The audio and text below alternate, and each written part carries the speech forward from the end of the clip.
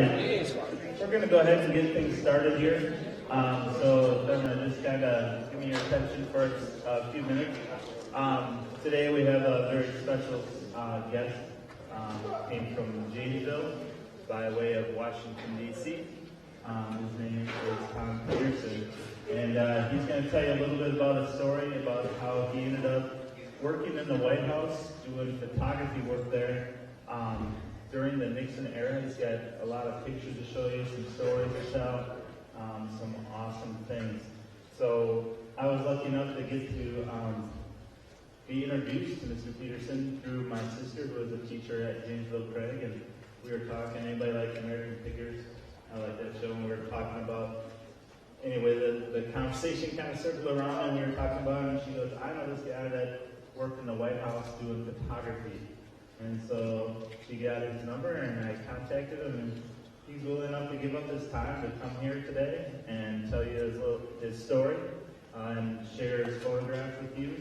So again, kind of like you've been hearing all week at all these different events, please put away any electronics. Make sure you're paying attention, giving them your full attention, because it's not easy getting up in front of people and speaking that you're not used to. So. It's one of those things that it takes a little bit of time and getting used to. After he got down to the White House, and ended up working at Janesville Craig and doing some work there with teaching photography and some other classes with media. So I'm going to turn it over to Mr. Peterson and let him kind of tell you how he ended up at the White House and tell you some of his stories and share these wonderful pictures with you. Thank you, Mr. Derrick. Today what I thought I'd do is give you a little introduction as to how I ended up in White House Communications Agency. And then we'll go through kind of what I did in the lab where I worked, and then maybe show you some pictures of the trips that the president took during the time that I was there. Where are we going here? I'll have to turn around and look each time. These are all pictures that were taken for demonstration, for presentation at different places, for publications. Okay, here we go. Back in 1970, I was teaching biology up in Chippewa Falls, Wisconsin, and I was notified in the spring that I would be drafted into the U.S. Army. Now, I'm thinking some of you would have been at this age, you would have been eligible for the draft as soon as you graduated, turned 18, many of the men. During that time, it was a very turbulent time. And this is what I saw coming back every day, or most weeks, pictures of coffins draped with flags. And I'm thinking, I don't want to be there. What can I do not to be there? When I received that draft notice, I checked out to find out what was available to me so that I didn't have to end up there. And I had a number of choices that I could do. I could sign up for the Navy or the Air Force, which would be at least 4 years commitment to those branches of the service. I could take the draft, go in for 2 years, and likely I would be carrying a rifle, sliding through the swamps in Vietnam. And the third choice I had was to sign up for the Army and take a school. Now, in my undergraduate work, I had taken a class in photography, and I really loved it. And I thought, I looked through the options that the Army was offering, and they were offering photo school as one of them. And I thought, okay, even if I end up in Vietnam, maybe I'll get in a dark room printing pictures rather than carrying an M16. So I decided to do that. So first of all, I ended up in basic training, went in September, and I was stationed in Fort Knox. Of course, Fort Knox is famous for the gold. That's where the gold is stored. You can drive by that and see the place where the gold was. But this is where I was stationed, and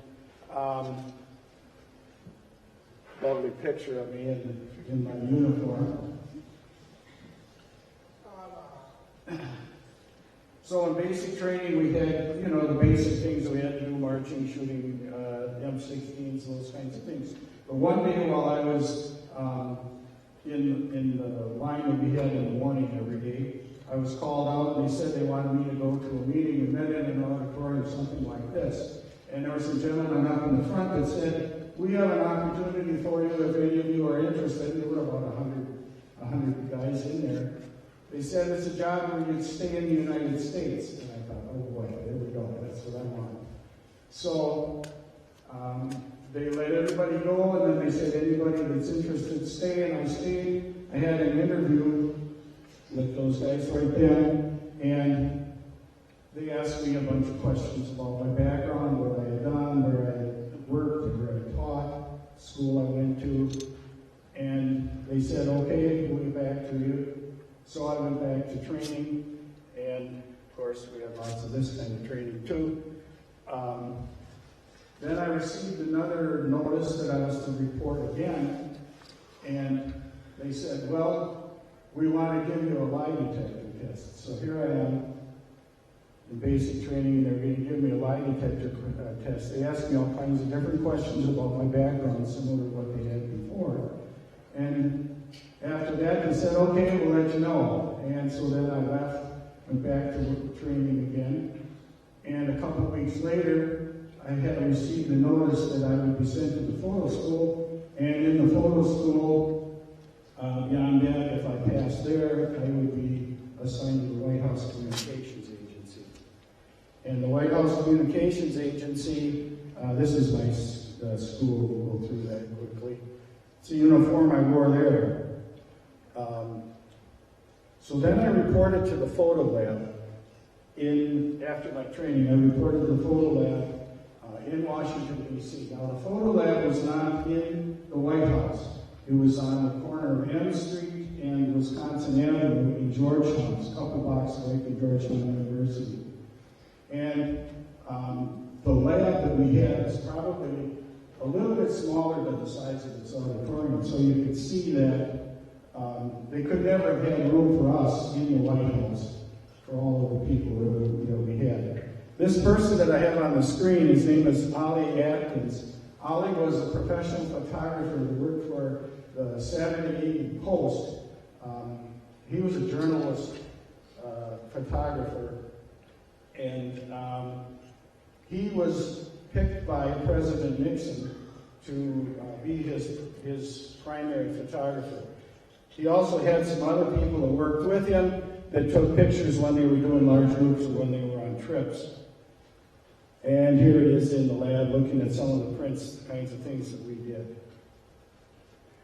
This is a group of the men that were in the White House Communications at the time that I was there.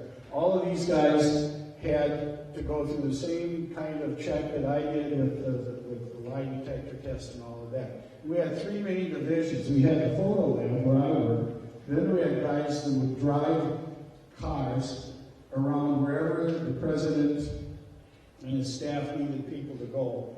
They would drive them. And then the third group was a group that worked with the sound. And they would go anywhere that the president was going and set up all the sound systems that were there and then make sure that they worked. And one guy had the job, if you look, whenever the president talks, there's a presidential seal that they hang on the podium. That was that guy's job, to hang that seal and keep track of it. That was a tough job. Let's see, where are we going from here? So I was then assigned to the photo lab, and when I got to the photo lab, I was given a photo booth to print in. And it was really quite interesting. I mean, it was quite nice to have the booth that I was in. Some of you have taken Mr. Derek's photo class where you worked with black and white photography.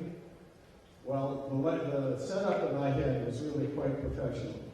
I'd have on one side, I had an enlarger with a whole bank of probably 500 blank sheets of paper in a light-proof drawer. I'd print the picture, turn around, and on the other side behind me was a series of trays and a sink, and all the chemicals are right there. All I had to do to get the chemicals, and if you work in black and white, you know it's a pain with the chemicals. You just pull a lever and the chemicals came right up into the trays. So I run the prints through the trays. After 4 minutes in the fixer, I threw them in a chute. It came down right next to the booth and went right out where the sergeant that we had that checked every print, he kept track of the orders, he would get them. So it was really a quite efficient system that we had. We had 6 guys that printed black and white. We had one person that, well, there was all men back then, of course, in the draft.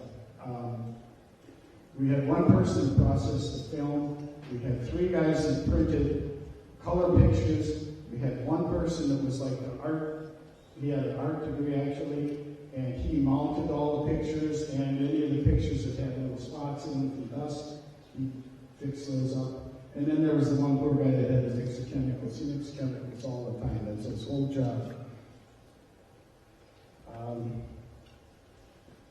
This is the uniform that I got to wear when I went up to the White House. Rather than that old Army uniform, I got to use this. So it was a lot better. I never wore my uniform after I left the school. And this is what we wore in the lab. That's me on the right. Now, the kind of pictures that we did, we had a whole variety of pictures. And we would get the pictures in, and when the president had somebody come to visit with him, we call them grip and grins. We'd shake their hand and we'd take a picture of them while they were shaking his hand, so they'd grip and grin. And I put this one in just to show you kind of what we did. This is a contact print of the negatives that we would get. We'd get the prints, or we'd get the film in from the processing, and we'd make a contact print that looked like this. And then the contact print would be sent up to the White House, and the people in the White House, whether it was the Ali Atkins or the White House director, whoever it was, wanted the prints, they would mark the prints as they are there, and you can see there's different numbers that they wanted of those prints, and then also the red lines show where they wanted the picture cropped. So, like the one that says 10. Okay, I would get that, so I'd have to put that one in my enlarger, and I'd have to print 10 of those. Every print had to look exactly the same. And when you look at some of these, you can see like the white wall in the back, well, that had needed extra exposure. There might be people that their faces were too dark, we'd have to block a little bit of the light out and dodge out the light. So I usually print like maybe 12 prints, send those down the line, and that would take care of it. So this would be an order that I would have, and this is kind of what they looked like. We had the contact print was here that I would look at, and then the negatives were in the folders. That's the way that they presented them in the lab. All right, now I have a series of pictures here of different people that visited the president. This is Golda Meir from Israel. These are the Russian, or not, I think they were Soviet gymnasts from the Olympics. This is a picture showing that we have Ronald Reagan there in the back. The vice president is in the back there, the taller person. Bob Hope is on the left, if you know who he is, and Mamie Eisenhower, President Eisenhower's wife, and they were commemorating the portrait made of President Eisenhower. So these are the kinds of things we got. So then I'd have to print up some for Ronald Reagan, some for Bob Hope, and so on. So that's kind of what we did. As we went along, of course, this is Barbara Walters with the First Lady. As we went along, there would be, well, I was in the Army, and the saying in the Army is hurry up and wait, and that's really what happened. We'd get orders that would come in, and we'd have tons of work. We'd be working all day. We had to work from 9 to 5 normally, just like a normal job, but then, of course, if there was more, you had to stay. But then there were times when there was nothing to do. So you can picture being in the dark dark or nothing to do, so we set up a dartboard in the back of the room. And we put a little spotlight on the dartboard so that if guys that had to work, they were working. And we play darts. You can imagine there's a white line on the floor where you stand and you throw your darts and in the dark, and then you see where it hits on the board. So we had a lot of fun with that. We also, our parking situation was that we had a parking garage inside of where we worked. So sometimes we maybe wax our cars while we were waiting for work to come up. So it wasn't all work. Let's see, we have a few more here. This is the Prime Minister of Canada at the time. Billy Graham came to visit, and every time we get these, we'd have to print up whatever it was for the people. These are the astronauts that landed on the moon, first ones. These are the Carpenters. They were a singing group back then. Probably never heard of them. That's okay. They were real popular back then. Sammy Davis Jr. I think this one, I wasn't sure who this one was. I think it was Ray Charles, yeah. Good job. That one, Johnny Cash. Anybody recognize these people? Yep, that's Carrie Fisher, Princess Leia. The one between the First Lady and the President. And Debbie Reynolds, her mother. And of course, Elvis. He showed up there too. Now, President Nixon was a big proponent of the space program, and under his administration, they developed a space shuttle. And I included these just to give you an example of, this is a bad print. This one would never have gone through when I was working. This wasn't, I don't know if this was a White House print or not. I took this one off the internet just to give you an idea. You can see how dark the president's face is, and the gentleman to his, on the left there, his face is all white. And what we would have to do is burn in or overexpose the gentleman's face on the left. And the president's face was always darker than the other people. He just had a heavy complexion, and he was always in trouble. You always had to dodge a little bit of the light out when you printed his pictures. And then, of course, the space shuttle that they have there was also overexposed, so we'd have to do that as well. Now, we had to cover different things like the campaign. President Nixon loved pictures of groups, and this is a picture taken of him. If you can see him there, he's right there. And you see the crowds over there. He loved having this kind of a thing. The problem was, if you look at this street, and you think about how President Kennedy was assassinated, the Secret Service had to know exactly what was what. So everybody in White House communications had top secret clearance. And one of the reasons was the Secret Service would go out beforehand and they'd take pictures of a street like this. And then they'd send them into our lab and we'd print the pictures so that they could look at the different places to see where there might be a threat. So this was all checked out, and we had printed pictures of this street long before the president came there. So that's kind of where he's right with that. Here's some pictures of him at a college campus. He loved being with the workers. So we have pictures of that. And you can see just with a grin on his face how he's having a great time. He loved to make contact with little kids. It was a thing that politicians did just to, ooh, I love little kids. Another one there. Okay, so then we had the convention. Now I didn't put a bunch of pictures of the convention in here. But what we had to do each time, here I'll put one up there.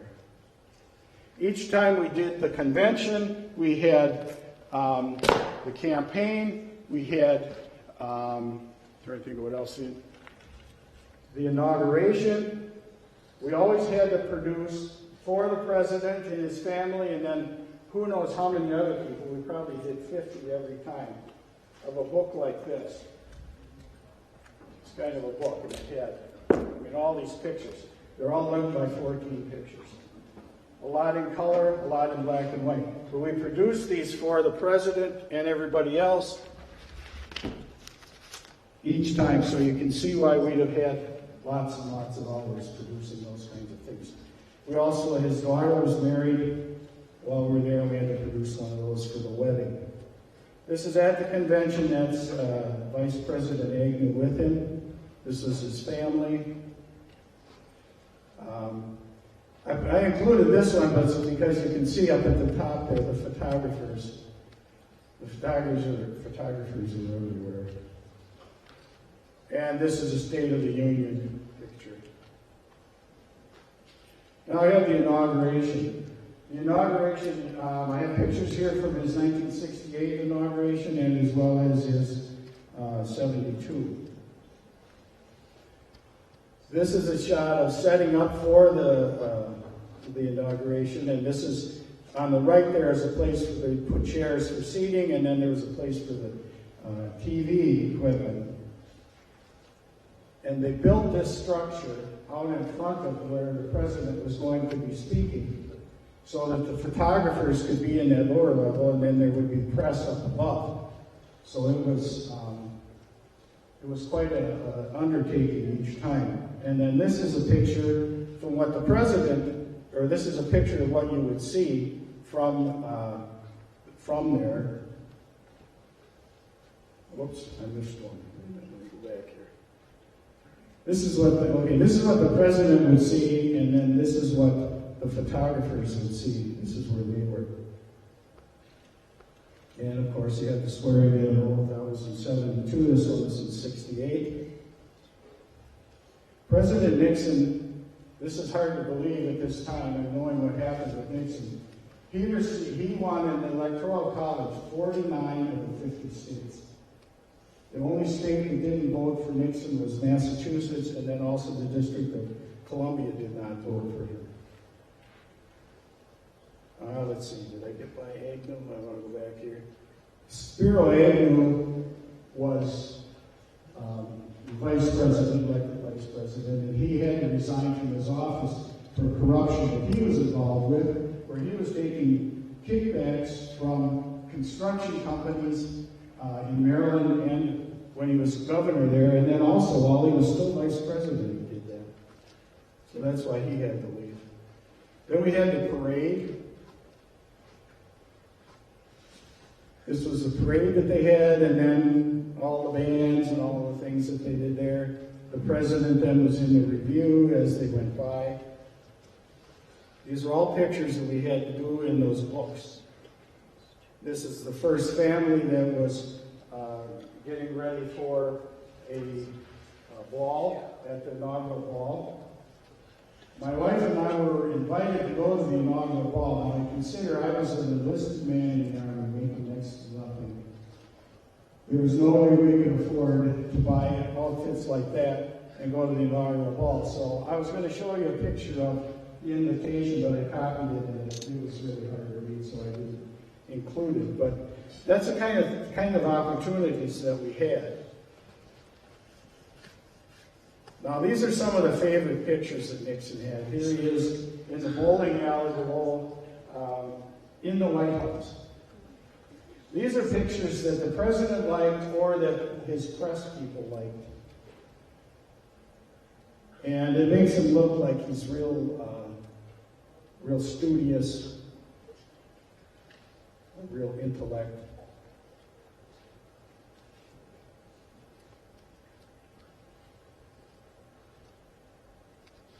Let's see. One of the things I didn't mention about the White House Communications building where we were was, I said it was at Georgetown. And remember, there was all this unrest going on in the country at the time, as well as it is then, because the war didn't end for another couple of years. And one of the things, there was a newspaper at Georgetown that came out every week. And we really got this. There was an article in there saying that our place where we were was a CIA training camp. It was a secret camp. Of course, it was just us in there printing pictures, but they got a little paranoid in Georgetown. This picture was taken in 1969, or in 68 rather, and I didn't even start there until 70. I can't tell you the number of times that this print that I had to print this print. So he just loved this one. The press loved it. If you look at any publications that are done or any stories, a lot of times this picture will be in there. You'll see that.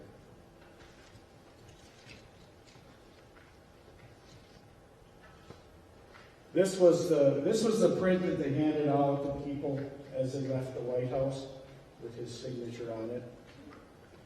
And I included this one just so you could see when he's signing documents or meeting, you can see that all the photographers are right there. I mean, they're right in front of the desk. They're just about on top of them.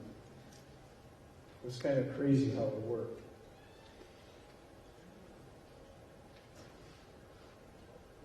He's with Gerald Ford there, who was the president after, the vice president rather, after Agnew resigned. Okay. Keep going here. Now, the president took a very important trip to China. Before President Nixon went to China, China was pretty much a closed country. It was Mao Zedong ran the revolution there, and they kind of closed off to the Western world. Nobody went there. We didn't have any diplomatic contacts with them or anything. So the president took a trip to China. He landed in China. Of course, he's met with the dignitaries, and this was another book that we did, by the way. I had to review the troops.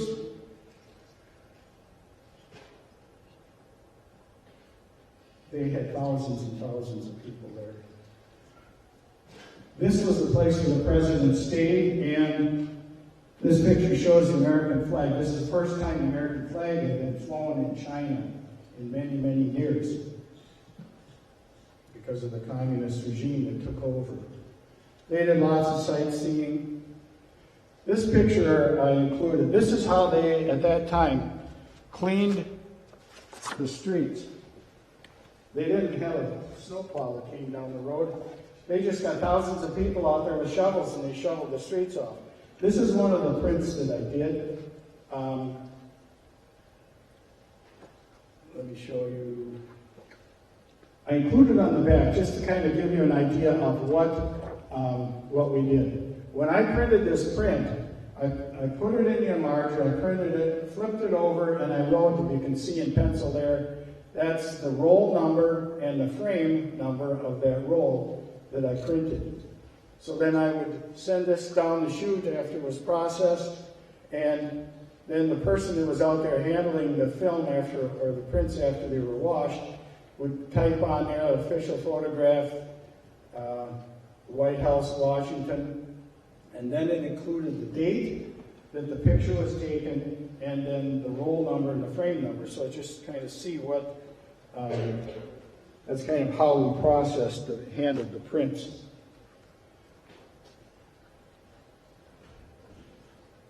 More meetings, lots of food, lots of eating,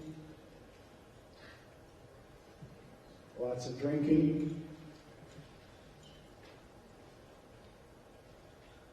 They went to ping pong. They had ping pong, the diplomacy is what they called back then.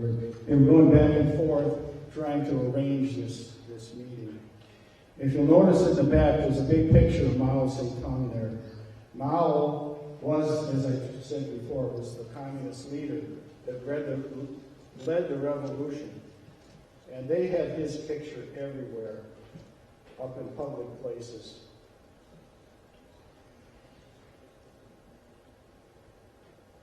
Of course, they visited the Great Wall of China.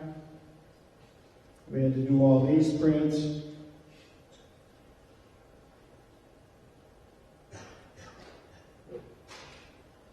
This was in the Forbidden City. It's a museum there. Once again, we like to pay a little attention to the kids.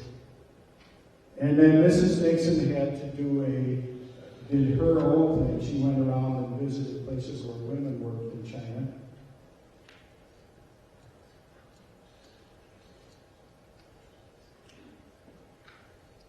This is where they made the agreement to bring pandas to the United States. We didn't have pandas in the United States in the zoo until this trip. And these are the pandas that they brought over from China over to the United States in the National Zoo in Washington, D.C. So that was a really big deal at the time. I remember when I was out there, we went out to see the pandas. That was really cool. This is a shot of all of the press that came along to cover this trip. These are all people that were just press. They had nothing to do with the government. There's Barbara Walters right here. That's Walter Cronkite. Here's Ted Koppel. There's others there that in the day you maybe would have known their names. Now this is a picture of the president shaking hands with Mao Zedong. Mao, people just didn't get to see him, Americans especially. And when this picture was taken, it wasn't taken by a White House photographer. This was taken by a Chinese photographer because they wouldn't even let Ali Atkins in to take the picture. And so this picture was a big deal at the time. And of course, we printed out a whole bunch of these. And we had to even print them like this. We had to enlarge them and shoot up on the wall. And see, it's the same thing that's up there. We shoot it up on the wall to make the prints. And this is one way that we mounted them on the tag board. This next picture, I was asked to stay late one night, and there was a jet coming back from China to Washington, D.C. with film. So this film, or this picture was taken there, and what happened was they brought it into the lab. The guy that processed the film did that and processed it. He sent it out, and there were people there to pick out what print they wanted. And then I printed this print. I printed 2 copies of the print. What it is it's a picture of a young lady having surgery. You can see it right here. It's hard to see on the screen here, but she's awake and smiling, and they're cutting her open here. And what they were using was acupuncture. And acupuncture back then was like voodoo science. People in the United States didn't believe that acupuncture actually did anything. They thought it was just crazy. Well, I printed 2 prints of this. I took one up, on my way home, I dropped it off at the White House, the one print. The other one I took home, and the next morning, in papers all across the United States, this picture was on the front page of all those papers. So that was kind of neat for me. One of my friends said he remembered seeing it when he was working. Then, of course, they came home from China. He had another big trip. We'll go through these quickly. I know we're getting late here, I think. Are we done at 3:30? Okay. He went to these 3 countries: Austria, revealing the troops. Then he went to the Soviet Union, and this was a big deal also at that time. Once again, all the troops as he arrived.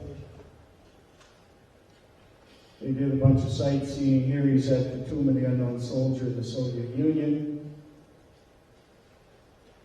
Lots of gold everywhere in the Kremlin. And of course, eating and drinking.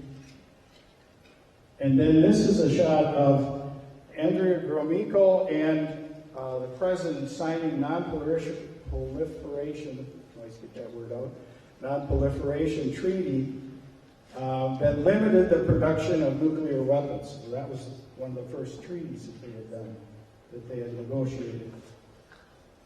Also, the president was allowed to speak live to the Russian people. This is the first time a U.S. president ever spoke live. They would put speeches that the president had given on tape so that they could edit them, that they would show to the Russian people or Soviet people.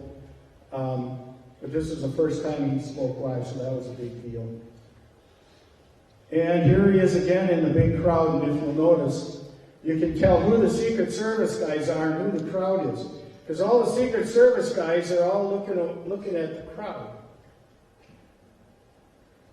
They're not looking at the president. They also had police from China or from Russia, Soviet Union there. So this is, I can't imagine how they let them do that, but they did it. And then leaving Soviet Union, they went to Iran. Now Iran was an ally of the United States at that time. And this is the Shah of Iran and his wife. We have two shots of that here, they're eating. So we had good relations with Iran at that time.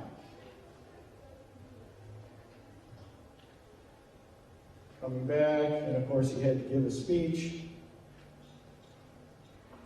Then there were the White House receptions. They'd have these receptions when dignitaries would come from other countries. And one of the perks that I had for my job was, with my pass, I could get into these with my family, and we could go to any of the receptions and hear the president speak. We'd get to see the different world leaders. So it was really kind of nice. Another thing that we had, we could get a pass to have a tour of the White House. And back then they gave tours all the time. I don't think they're giving tours right now. But we arrived there with our pass to get in, and there was a line that went all the way down and out the street and down the street a ways. We walked right up to the front of the line with my pass, and we got right in. The people standing in the line said, "Ooh, they must be really important people." I thought, yeah, right, I'm an army guy. But that was a nice perk. Another thing that we got to do was, with my family, we went to the White House lawn on the 4th of July, and we were able to watch the fireworks from the White House lawn that were shot up over the Washington Monument. The president wasn't there, his daughter was there on that night. Let's see. We'll go real quick. President Tu of Vietnam, they wanted him to come over, and we didn't really want him in Washington, so they met him in California at the Western White House. And this is me. We took 3 guys out there to do press releases, and so we set up a dark room in our bathroom in our motel so we could print pictures. So 3 of us went out. This is a picture of his compound where they were. It was 28 acres on the ocean.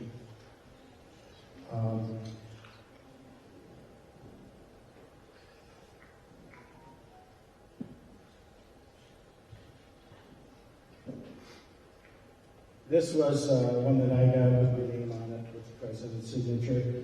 My guess is he didn't really sign it, they just had a stamp, but who knows. This is the document I received when I left the White House. I received a badge, like the medal that's on the top there, looks like that, that if you were wearing a uniform, you've seen that on different officials. They have that on their pocket. Well, thank you.